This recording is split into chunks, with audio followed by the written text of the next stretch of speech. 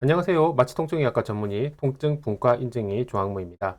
조항무 N 통증, 어깨 통증 중에 석회성 건염 시리즈 지금 진행 중이지요.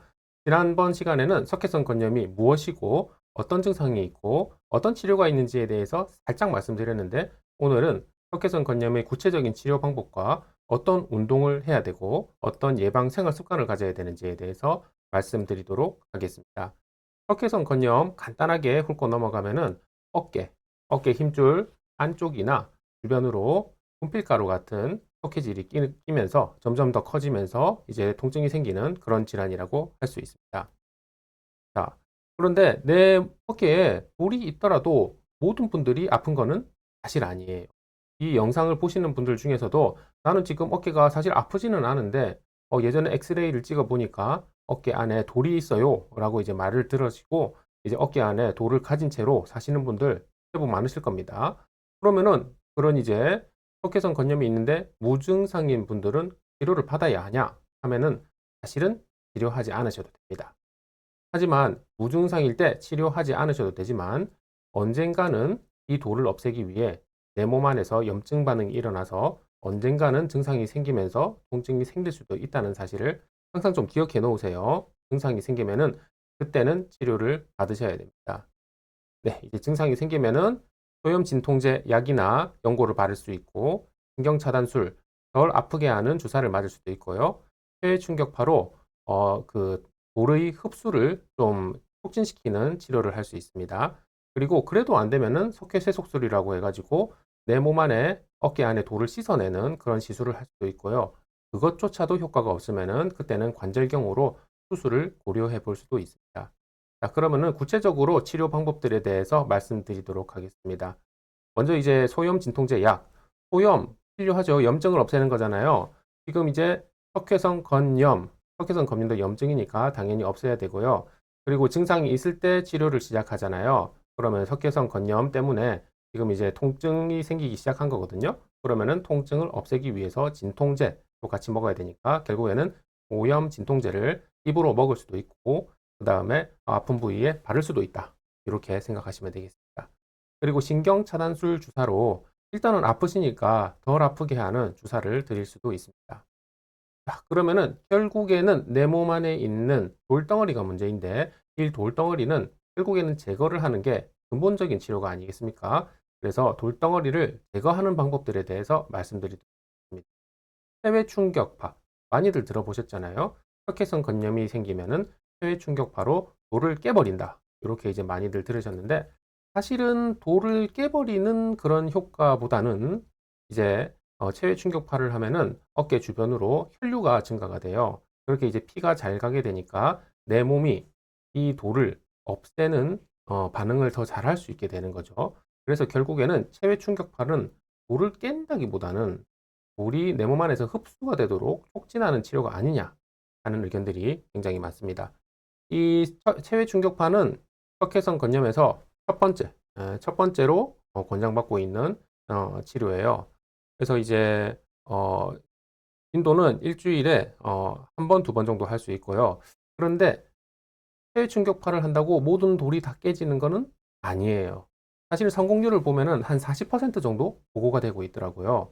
40% 정도면은 환자분들께서 그렇게 만족하지는 않으실 수도 있는데, 그래도 이제 40% 정도면은 제법 지금 나와 있는 치료 중에서는 반응이 좋은 편이라서 해외 충격파는 석회성 건염에서 첫 번째로 권고되고 있는 치료 중에 하나입니다.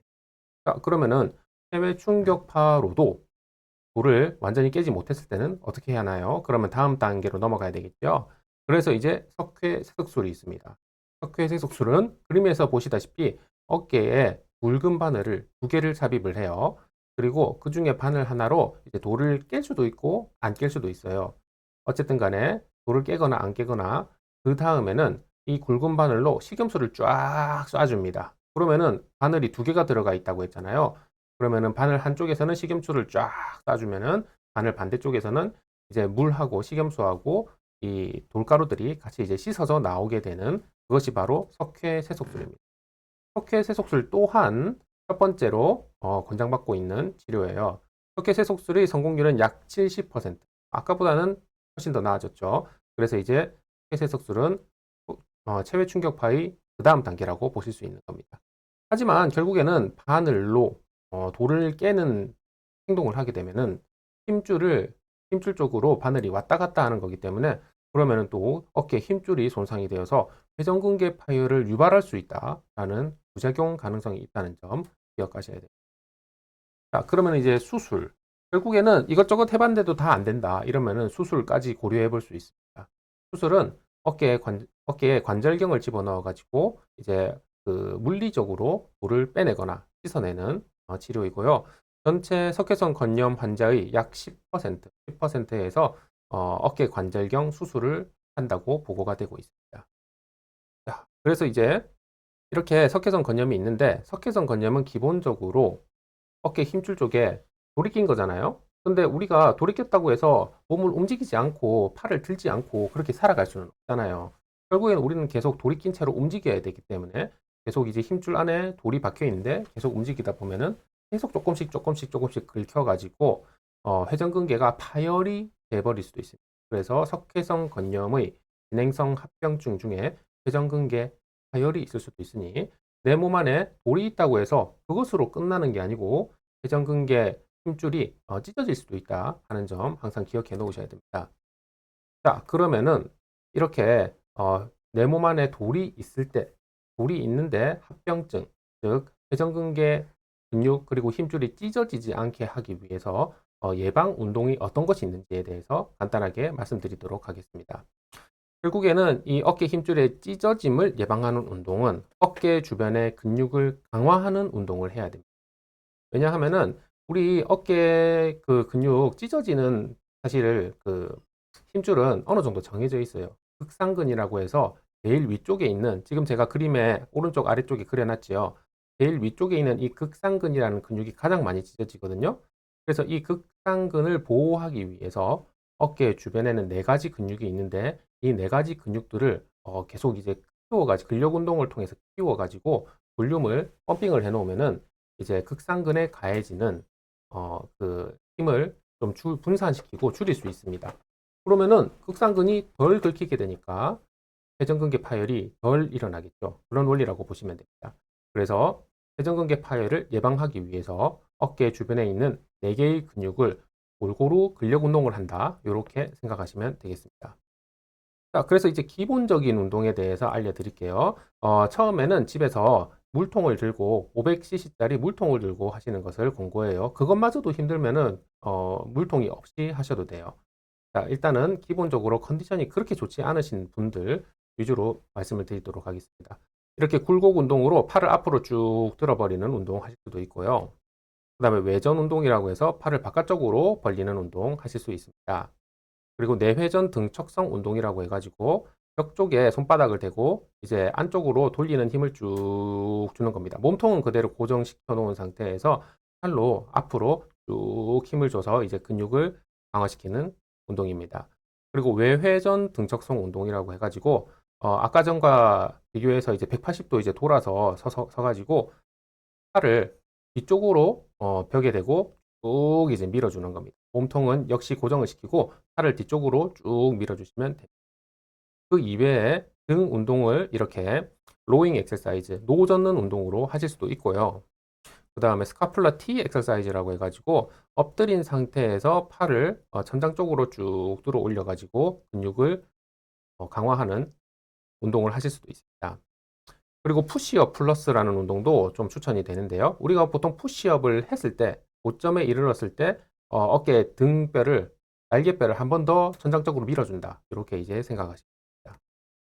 그리고 결국에는 이제 근육 강화도 해야 되지만은 사실은 평소에 좋은 자세를 하는 것도 중요하기 때문에 제가 목 통증 시리즈에서 항상 말씀드렸던 W 자세, 힘을 쫙 빼고 팔을 이제 벌려가지고 W 자세로 만들면서 이제 힘을 쫙 뺀다. 이런 자세 좀 하시기를 추천을 드립니다.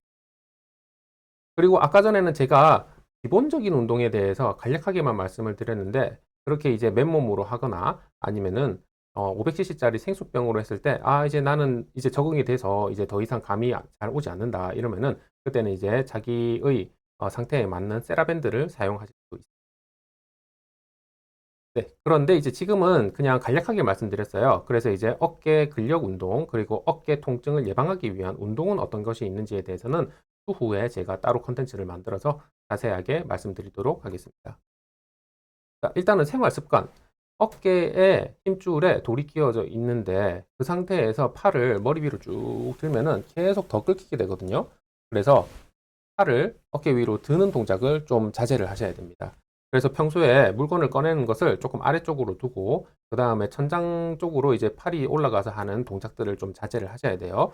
그래서 내가 돌이 있는데 그 돌로 인해서 어깨 힘줄이 더 이상 찢어지지 않도록 팔을 들어 올리는 자세를 지향하면서 그렇게 관리를 하셔야 됩니다. 자, 이렇게 오늘 어떤 치료를 석회성 건염에서 해야 되는지, 어떤 예방 운동이 있는지, 그리고 어떤 생활 습관이 있는지에 대해서 말씀드렸어요. 다음번에는 또 이제 컨텐츠가 준비되어 있고, 이렇게 석회성 건염은 세 가지 시리즈로 준비하도록 하겠습니다. 포츠도 많고, 그 다음에 페이스북, 네이버 블로그, 뭐 인스타그램, 스레드, 블로그 다 열어놨거든요. 그래서 제 채널 조항무 앤 통증 여러 가지 플랫폼에 있으니까 찾아주시고 구독해주시고 좋아요 눌러주시면 감사하겠습니다. 네, 오늘 시청해주셔서 감사합니다.